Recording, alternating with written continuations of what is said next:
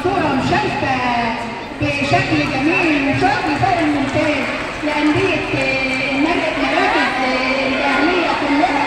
ومعانا النهارده طبعا انت عندك 27 فريق كله بيتحدى بعض. طول ايه انتوا الفعاليات بتاعتكم 4 ايام هيغطوا المحافظه والقاهره كلها.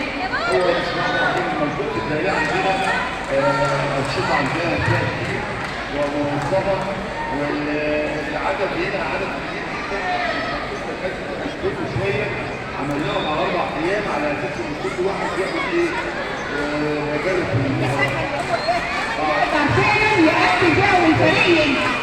المساحه اللي هو احنا بنقول ايه للمحافظ التأهيلية وهو كل يوم بيعمل انجاز في الجامعة الرياضية في أرض المنصورة. والله احنا بنشكره راجل التأهيل محترم جدا ونشكره على ان مش بس الرضا بقى للطرق وحاجات كتير قوي ما شاء الله عامل نجاحات كويسه جدا. مسكنا هو بيقول هو ناشط وبنقول له نشاطك محسوب وانجازاتك محسوبه. والنهارده من الفريق اللي يستاهل بنقدم لك بصمه ابداع وحب من المصريين من فريق كوره فوق المحافظ. والله بتوجه الشكر والتقدير للسيد المحافظ المحترم ان هو يعني في كل المجالات عامل انجازات سواء في الطرق او في المباني او في الهيئات الحكوميه كالمستشفيات او المدارس وكذلك الرياضه عامل انجازات رهيبه. يعني مهما نشكره يعني ما نجازهوش الانجاز اللي بيعمله. احنا بنقول للفريق اللي هينجح النهارده مش هتصعب للجمهوريه ممكن يصعب للعالم.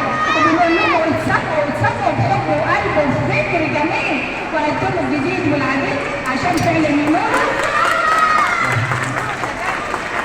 طبعا يعني هو المدربين هنا عندنا المدربين التأهيلية ما شاء الله يعني انا بعتبرهم من مش عشان هم التأهيلية مدربين التأهيلية من احسن مدربين على مستوى الجمهورية لان احنا عندنا لعيبه دوليين ولاعيبه منتخب مصر واخدين ابطال بحر المتوسط وافريقيا وعالم احنا بنقول ارض المنصوره ارض ايقونه العلم والمعرفه وايقونه الرياضه برضه بتتحدى الجميع. وبتقول احنا اهل المنصوره اهل الخبره اهل الذكاء والانتباه والفريق اللي يصعد ويوصل للعالميه على ايه؟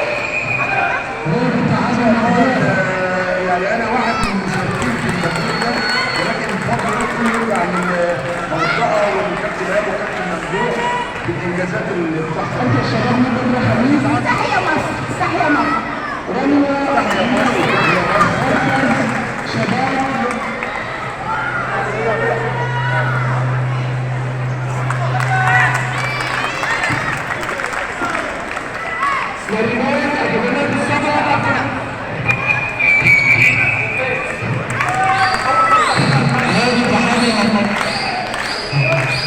نادي التحالي